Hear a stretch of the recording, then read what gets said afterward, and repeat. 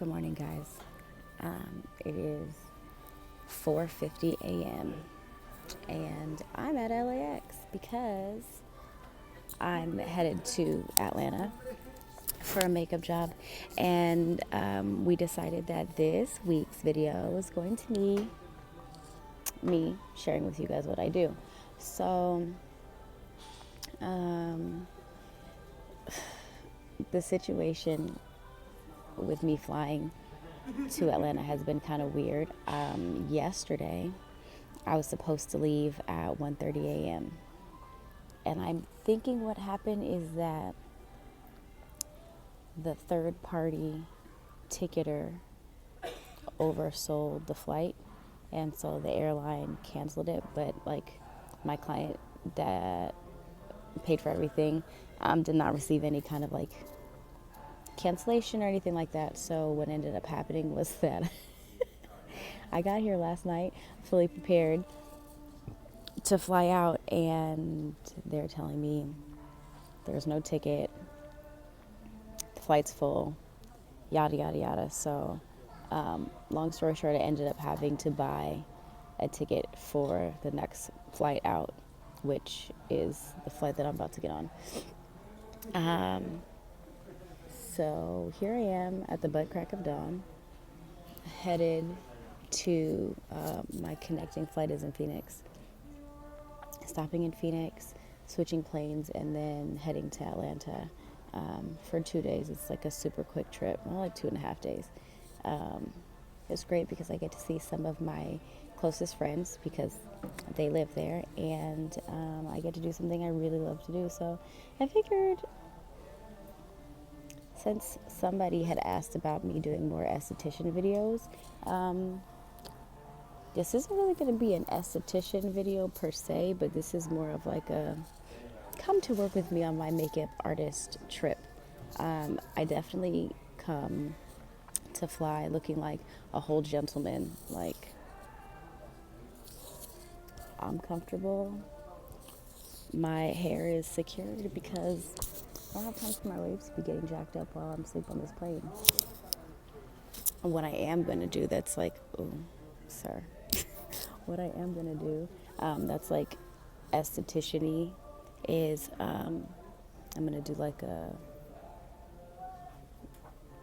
skincare routine on the plane. In-flight skincare routine. I think that sounds better. In-flight skincare routine. What I did prior is my regular, like, wash my face with black soap, tone with the Thayer's Rose Petal Witch Hazel toner. PCA Skin has a moisturizer called Clear Skin that is medicated because my cheeks have been trying to break out and not let me be great. So I put a little bit of that on. A ceramide serum just to make sure that my skin stays as moisturized as possible. And then I have a hyaluronic acid moisturizer from Nola Skin Essentials that I put over top of that so that I don't get super dry on this flight. When I get on the flight and they decide that they want to give us water. Actually, I don't even know if they're going to give us a drink on this first flight because it's literally like an hour. But I'm going to take an airborne because don't nobody have time to be getting sick with all of that recycled air. So yeah, part one.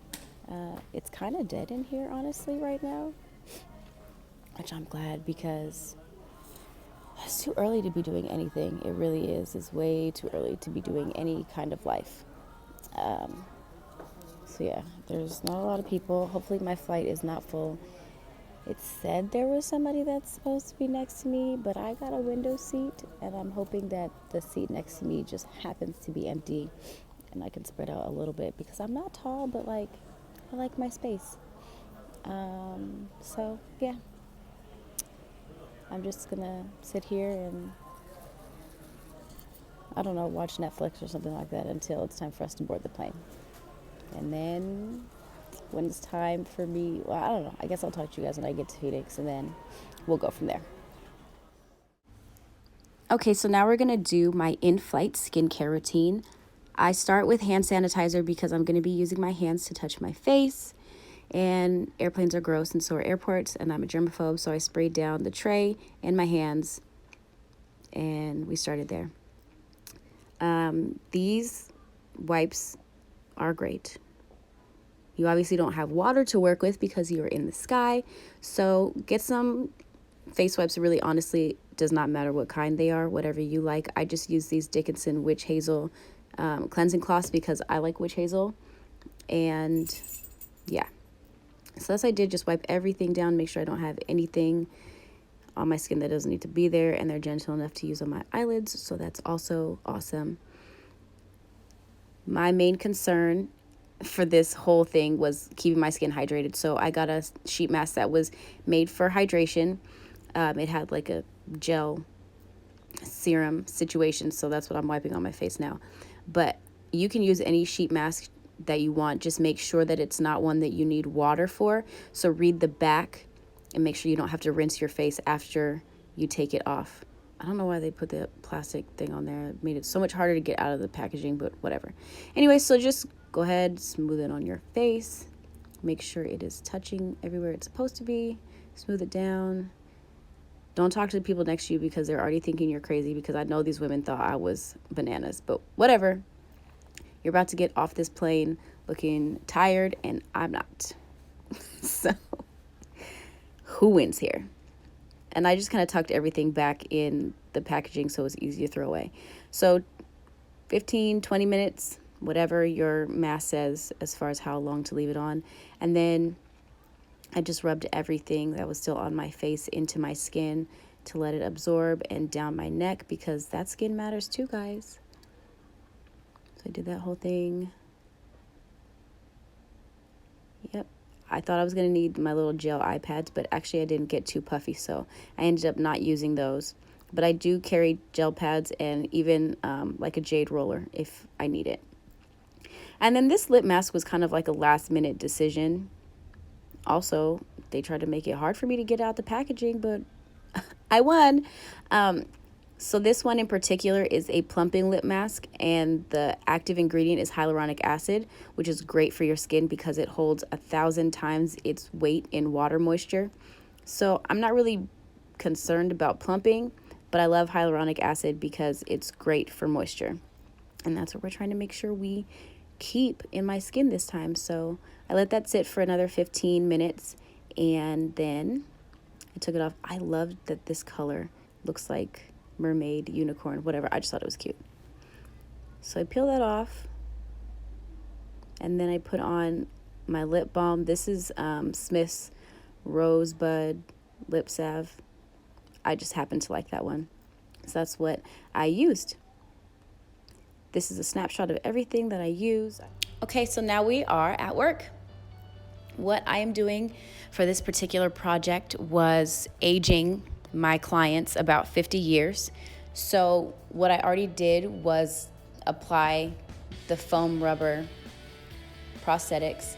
There's a neck piece, kind of like a double chin here.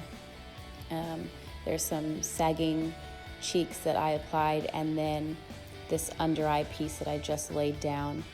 Everything is applied with a glue called Prozaid, which is just kind of like a liquidy glue. And then I'm just putting all the edges down to make sure that everything is stuck on the skin. There's no lifted areas. This part right here is a technique called stretch and stipple. I have a liquid latex that I am putting onto the skin and stretching the skin, and using my little fan here to dry it. I think I did 2, maybe 3 layers on her skin. But while you stretch it and let the latex dry, when you release the skin, it creates wrinkles. So that's great for them because obviously they are not as old as they are portraying. So that really helps to just kind of make it a little bit more believable and bring the look together. We did all over the forehead, the cheeks, the eyelids, anything that was exposed that didn't have a prosthetic piece on it, because that was super necessary. You see how she tried to play me right here? She tried to act like I really actually cut her, and I knew I didn't, but low-key I was scared for like a hot second. We had a lot of fun on set. It was a really great project. If you have the opportunity to see the Poets in Autumn tour, they are really amazing spoken word artists. I highly suggest that you check out their dates because they'll be traveling from, I think, July up until November. So it's a pretty long tour. So if they're coming to a city near you, I think you should go and see.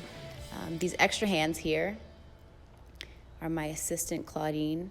Claudine was incredibly helpful for this project. She actually lives in Atlanta already, so luckily she didn't have to deal with any flight shenanigans, but she was super helpful. She had a lot of great talent to add to the process. So shout out to you, Claudine, because I would not have been able to get this done without your assistance, because doing 6 people in the time that we had, application and removal, we started at about 8:30 in the morning, and I finished removing the last person's makeup at like 12:15 a.m. So it was about a 16-hour day. We were really putting in work here. My knees and my back were telling my age, let me tell you. So I'm just kind of making sure it's as close as possible to her face. Claudine went in after me with some nose and scar wax to just kind of smooth out all of the little extra edges. I'm laughing because she's over here throwing up West Side. Smooth out all the little extra edges so it really is as seamless as possible. But you just kind of put the wax on the skin and smooth it out with this little metal tool, which is great because then the wax doesn't stick to your hands because of temperature change, all of those things. So they're over here trying to take a peek at what's going on here.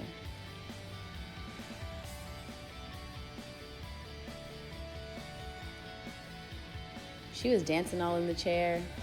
We had a really great time, a lot of laughs on set, really great energy. That makes a huge difference when you are on set for hours at a time. It's a super long day and everybody is just tired because it's a long process. It's amazing to have good people and good energy with, the same type of work ethic happening. So it was a good day. Super long day, but it was a good day. I would really love to be able to show you guys the finished look.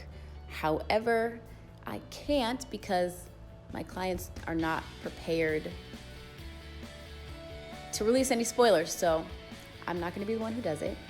But I just wanted you guys to see a little bit of what happens behind the scenes in my life, because every now and then I get the chance to do something awesome like special effects makeup, which I love.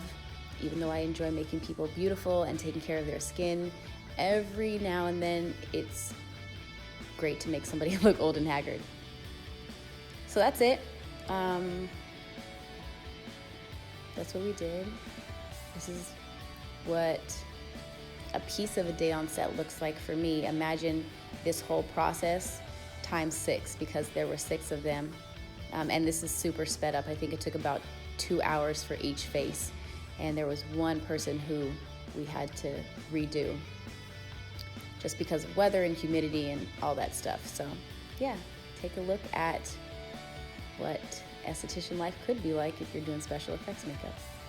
All right, that's it for this week's video. If you liked it, go on ahead and hit that thumbs up button. We'll see you next week when we are back together.